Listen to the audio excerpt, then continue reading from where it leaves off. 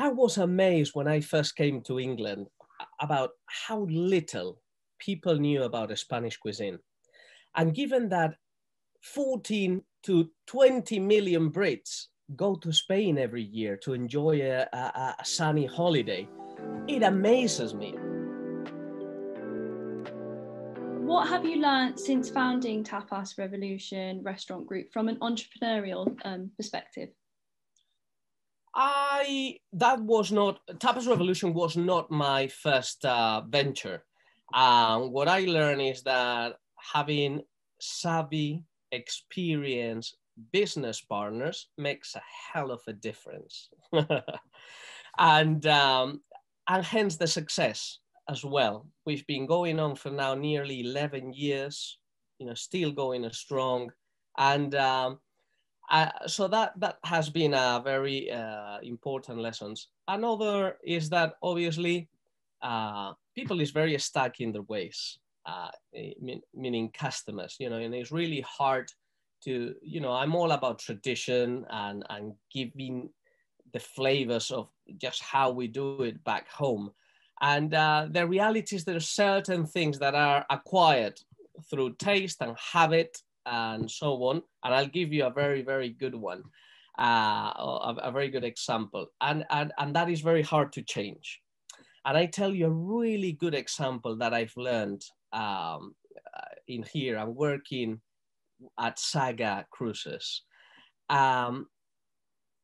When there is this tradition that when Brits go on holiday to Spain in the all package hotels and type of holidays, they will on day one receive you with a Spanish fiesta, where there is a huge, gigantic paella, load up with plenty of seafood over the top of the paella, and it feels like it's a mountain of food on top of the paella.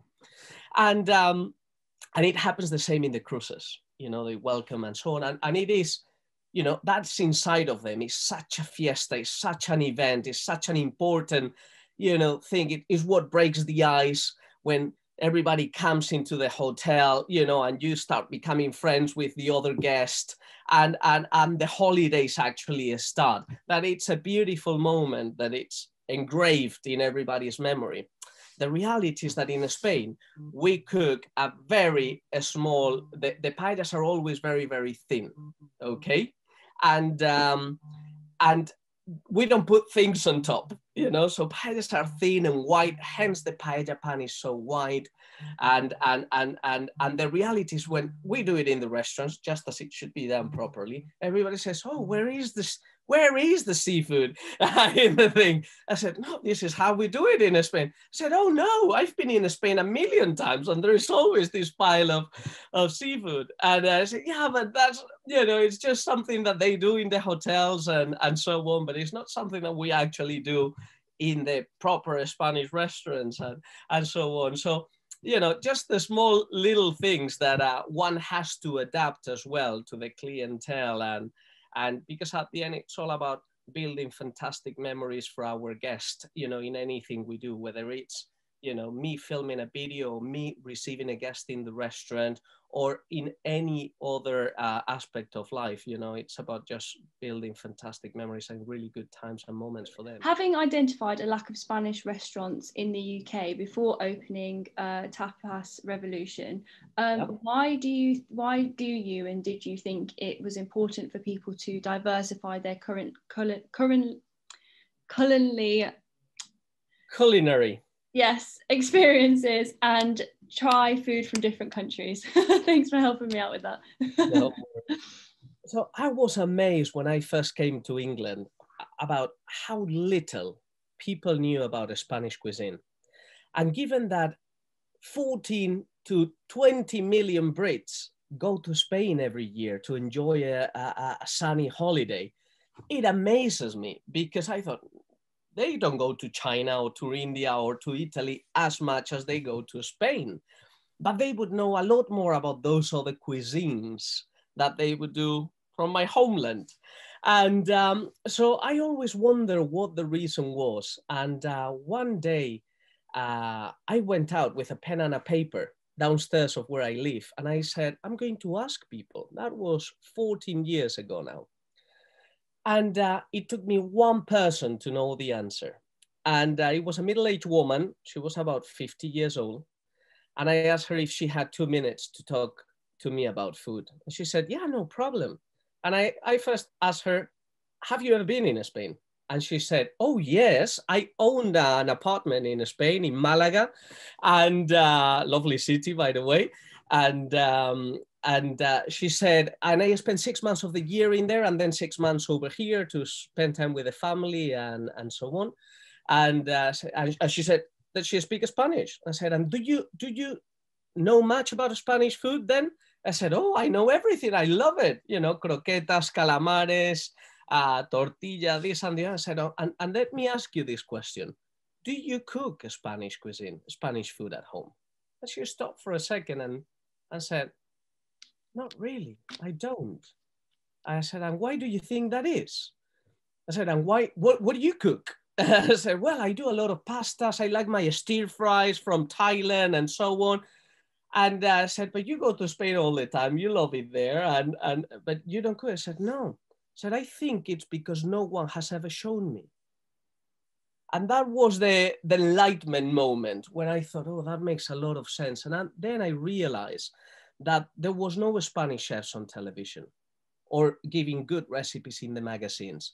You know, you had Gennaro Contaldo, Jamie Oliver, Antonio Carluccios giving Italian recipes. You had Atul Kochar, you know, Vivek Singh. You had other Indian chefs. You have Raymond Blanc doing French. You had plenty of chefs from all around the world, but there was no Spanish. And then I thought, oh, that's really interesting. And all you could really find about a Spanish cuisine was maybe Nigella Lawson or Jamie Oliver, with all my respects to them, to put chorizo into a chicken stew and call it Spanish chicken stew. When in Spain, that's just not something we do. We don't put chorizo in chicken stews. And so that made me think that, you know, something had to happen. And I felt a bit of encouragement to embark on this mission, to try to give as much knowledge about the Spanish cuisine and Spanish gastronomy, and mainly how to cook it very simply at home, given that it's a cuisine that is very healthy, it's easy to make, it's very affordable, and it's incredibly tasty, and that you guys love it when you go to Spain. So that's how I started my Tapas Revolution, and it was all before the restaurants. The restaurants were called Tapas Revolution as a result of this mission, as opposed to the other way around. And I've been working tirelessly ever since, just making sure that I spread the word, whether it's writing my books or just filming now these videos, or mainly giving a lot of you know, recipes to magazines and cooking on television. What are your top 3 tips for excellent customer service? Well, the customer is always right. Number one. And just try to do everything it's in your power to please them. And if that is not your nature, don't work in the hospitality industry, in the tourism industry. It's a must. It needs to come from inside. Otherwise, you're always going to be grumpy about it, or find it hard to do. So genuinely has to come from the heart, and that is something that is engraved on me, and it comes because every weekend with my family, since I was a little kid, we would gather, and I have a big family, grandparents, uncles, not just my mom, dad, and brother. You know, it's a big family.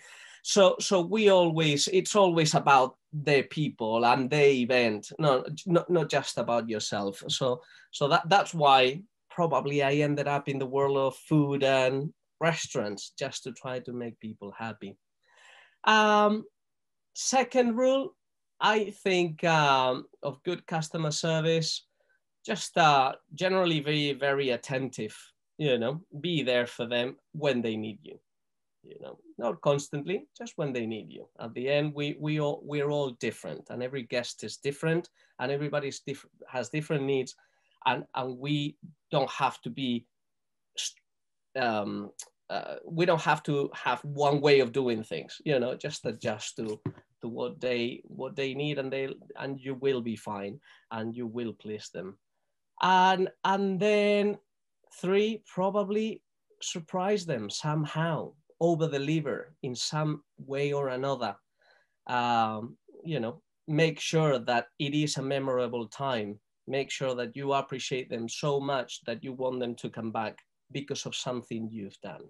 And whether it's fantastic food, having a good laugh with them, or just sharing whatever, sharing just a genuinely good moment with them, and that, because generally that's what they will remember at the end. You know, it won't be the fried potatoes, it won't be, there has to be something else, and it won't be the flowers on the jar, it won't be the paint on the wall.